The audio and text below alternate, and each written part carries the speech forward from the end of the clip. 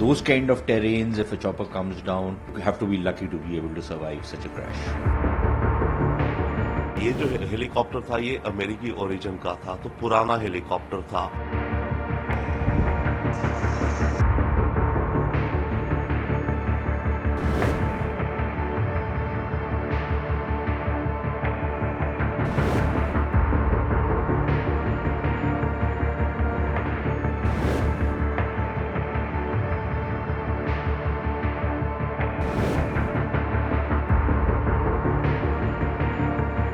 Entirely a weather-related and perhaps a technical kind of a glitch.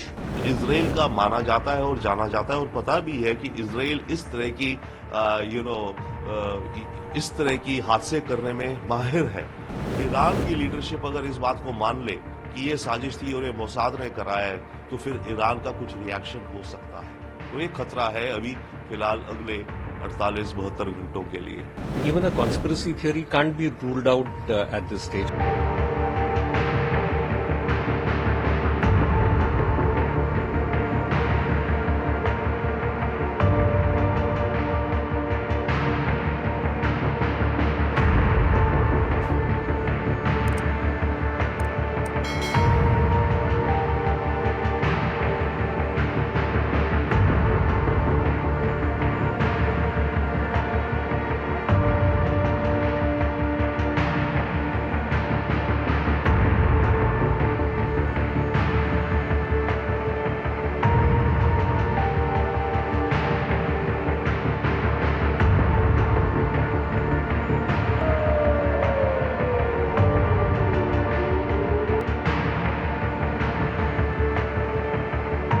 देखिए अभी तक जो खबर आ रही है ये अनफॉर्चुनेट एक्सीडेंट है। वो जहां से ईरान के वेस्टर्न बॉर्डर की तरफ से वापस आ रहे थे, पहाड़ी इलाका था, बारिश हो रही थी और फॉग था और रात का समय है। तो अभी तक तो जो सारे अंदाजे हैं वो ये है कि एक एक्सीडेंट है और रात भर ढूंढा जाता रहा और अभी कुछ समय पहले ही इसकी लोकेशन मिली है और जहां तक कहा जा रहा है कि कोई भी सर्वाइवर बचा नहीं है। तो अभी तक तो ऑब्वियसली पूरा एस्टीमेट जो लिया जा रहा है वो यही है कि ये एक एक्सीडेंट है जो कि वेदर कंडीशंस के कारण और वेदर कंडीशंस के साथ हो सकता है ह्यूमन एरर यानी कि पायलट का एरर कंबाइन हो गया हो। उन दोनों चीजों के चलते ये क्रैश हुआ है। राष्ट्रपति का चॉपर होगा तो उसकी मेंटेनेंस और हर चीज उसकी टॉप क्लास होती है। परंतु एक बात है, ये जो हेलीकॉप्टर था ये अमेरिकी ओरिजिन का था, तो पुराना हेलीकॉप्टर था। और याद रखिए ईरान सैंक्शंस में है अमेरिका द्वारा बड़े लंबे समय से।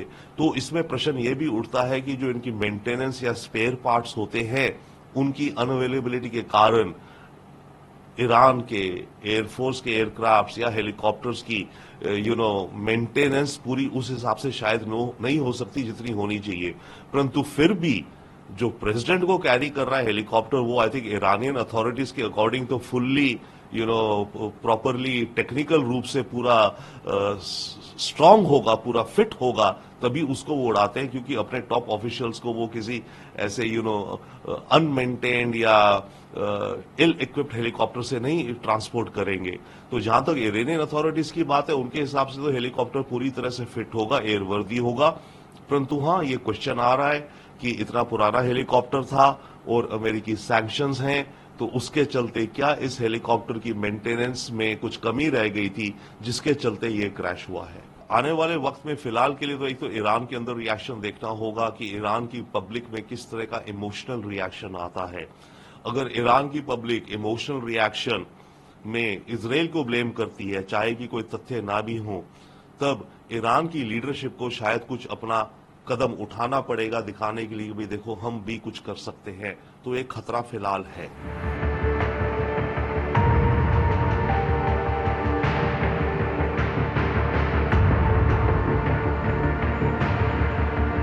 There was a statement given by the Iranian authorities that it was because of the bad weather the Hepter has probably crashed. But whichever team is going to inquire into knowing the cause of the crash will look into all the aspects, which could be human error, which could be technical error or technical glitches, bad weather, and even a conspiracy theory can't be ruled out at this stage. But knowing the exact cause so early will be hazarding a guess.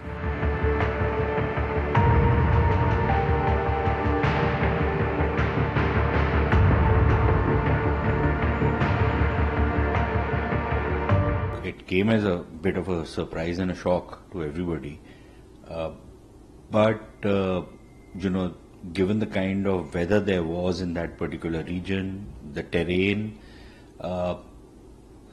it's quite possible that this was an accident. And very often we've seen that in India as well, that the dignitaries, even when it's not safe to fly, sometimes order the officials to fly them out because they have some other pressing engagements, and they take those chances.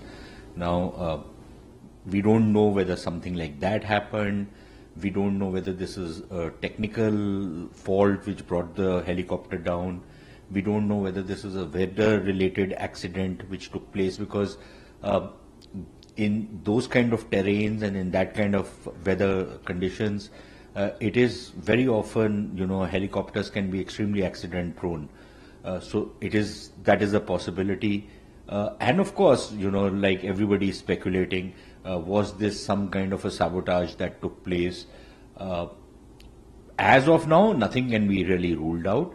But I would say that there's a much higher possibility that this was entirely a weather-related and perhaps a technical kind of a glitch which brought the chopper down. And in those kind of terrains, if a chopper comes down, you can't have really a hard landing. It's basically you have to be lucky to be able to survive such a crash.